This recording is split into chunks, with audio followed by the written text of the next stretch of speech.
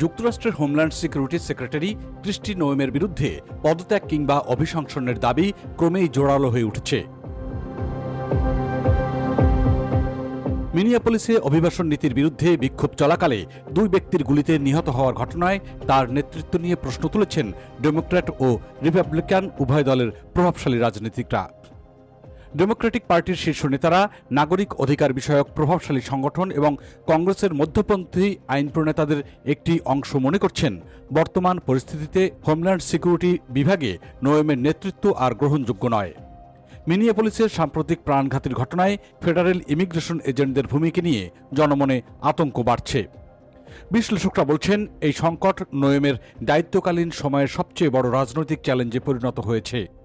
লক্ষণীয় বিষয় হল এই ইস্যুতে রিপাবলিকান দলের অনেক সদস্য নীরব ভূমিকা পালন করছেন এবং প্রকাশ্যে নোয়েমের পক্ষে খুব কম নেতাই অবস্থান নিচ্ছেন। যুক্তরাষ্ট্রের হাউস অব রিপ্রেজেন্টেটিভসের ডেমোক্রেটিক নেতারা সরাসরি দাবি করেছেন ক্রিস্টি নোয়েমকে বরখাস্ত করা হোক অথবা তার বিরুদ্ধে অভিশংসন প্রক্রিয়া শুরু করা হোক।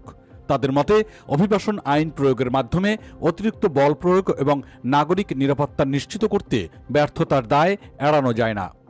তবে প্রেসিডেন্ট ডোনাল্ড ট্রাম্প এখনও স্পষ্ট করে বলেননি যে নোয়েমের চাকরি ঝুঁকির মুখে রয়েছে, বরং তিনি প্রকাশ্যে নোয়েমের প্রশংসা করে বলেছেন যুক্তরাষ্ট্রের সীমান্তে অবৈধ প্রবেশ বন্ধ করতে তিনি গুরুত্বপূর্ণ ভূমিকা রাখছেন।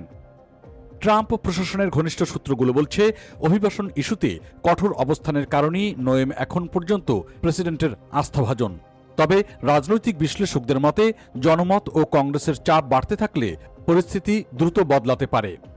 এদিকে মিনিয়াপলিসে নিহতদের ঘটনাকে কেন্দ্র করে যুক্তরাষ্ট্র জুড়ে মানবাধিকার, পুলিশি জবাবদিহিতা এবং ফেডারেল ইমিগ্রেশন নীতির ভবিষ্যৎ নিয়ে নতুন করে বিতর্ক শুরু হয়েছে।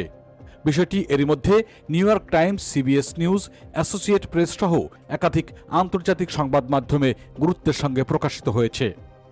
বিশেষজ্ঞদের মতে এই সংকট শুধু ক্রিস্টি নোয়েমের রাজনৈতিক ভবিষ্যৎ নয়, বরং যুক্তরাষ্ট্রের অভ্যন্তরীণ নিরাপত্তা ও অভিবাসন নীতির দিক নির্দেশনাকেও প্রভাবিত করতে পারে। যুক্তরাষ্ট্রের হোমল্যান্ড সিকিউরিটি ইনভেস্টিগেশন HSI বিভাগ জানিয়েছে নতুন ভিডিও এবং সংশ্লিষ্ট ঘটনাগুলো পর্যালোচনা করে তারা দেখছে। তবে যেসব কর্মকর্তা আগের ঘটনায় জড়িত ছিলেন তারাই কি পরে প্রেট্টির মৃত্যুর সময় উপস্থিত ছিলেন সে বিষয়ে এখনও নিশ্চিত হওয়া যায়নি।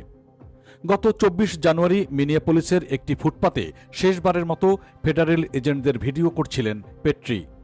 প্রত্যক্ষদর্শীদের ধারণ করা ভিডিওতে দেখা গেছে এক কর্মকর্তা তাকে ধাক্কা দেন, এরপর একাধিক কর্মকর্তা তাকে মাটিতে ফেলে ধরে রাখার চেষ্টা করেন। সেই সময় একজন কর্মকর্তা চিৎকার করে বলেছেন ওর কাছে বন্দুক রয়েছে। পেট্রির কাছে বৈধ লাইসেন্সপ্রাপ্ত একটি আগ্নেয়াস্ত্র ছিল বলে পরে জানানো হয়। মুহূর্তের মধ্যেই দুই কর্মকর্তা গুলি চালান এবং ঘটনাস্থলেই তার মৃত্যু হয়। এই ঘটনার পর মিনিয়াপলিস সহ যুক্তরাষ্ট্রের বিভিন্ন শহরে বিক্ষোভ ও সমালোচনা জোরদার হয়।